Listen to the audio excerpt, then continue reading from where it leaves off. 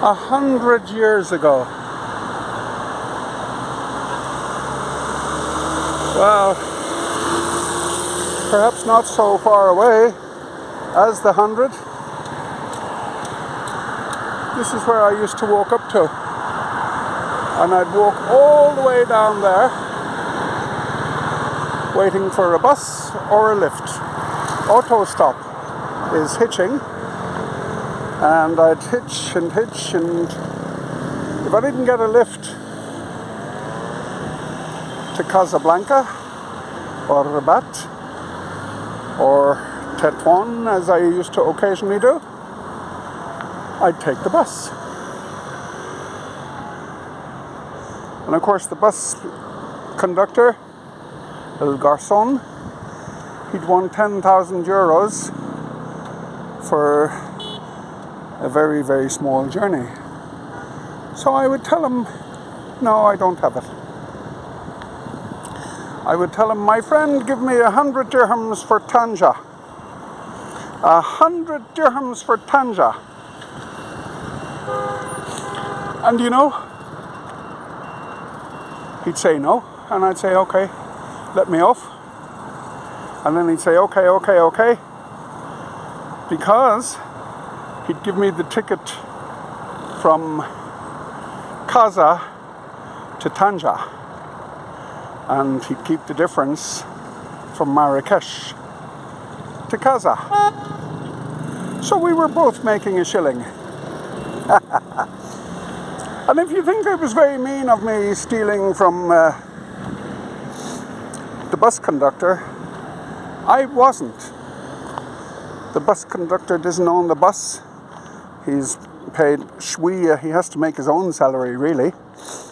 And these buses are owned by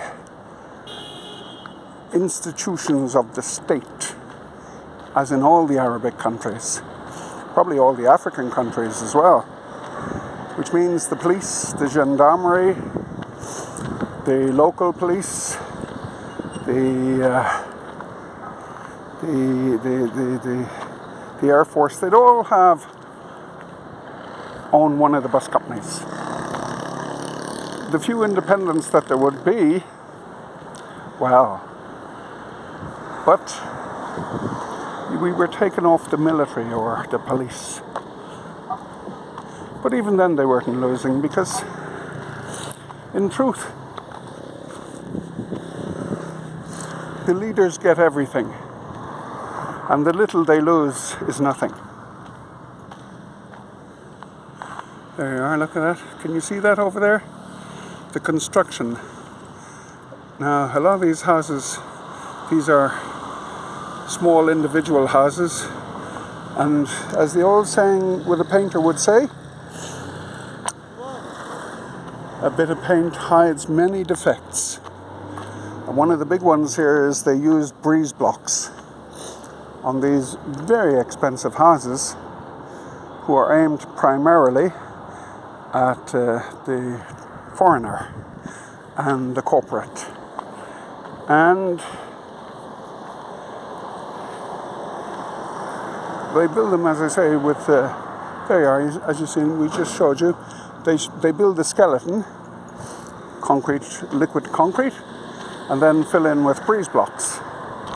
You burn to death in the summer in those places, and you freeze to death in the winter, unless you're an Irishman, of course, where you freeze to death in Cork, -10. Ha!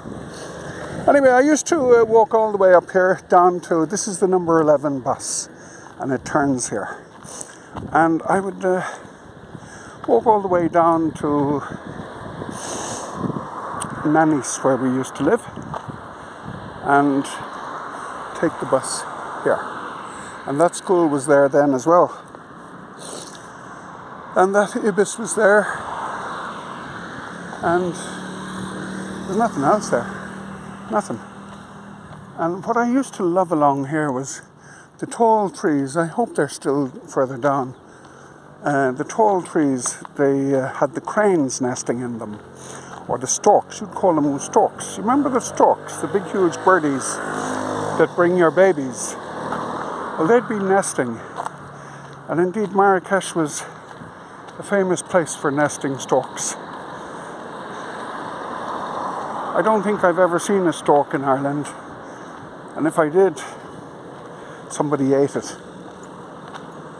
But there you have it. Now, I could take the bus. And I might take the bus. And will I take the bus? Oh, I don't want to take the bus. But it's hot. And I'm hot. And what the hell, we'll take the bus. Bismillah.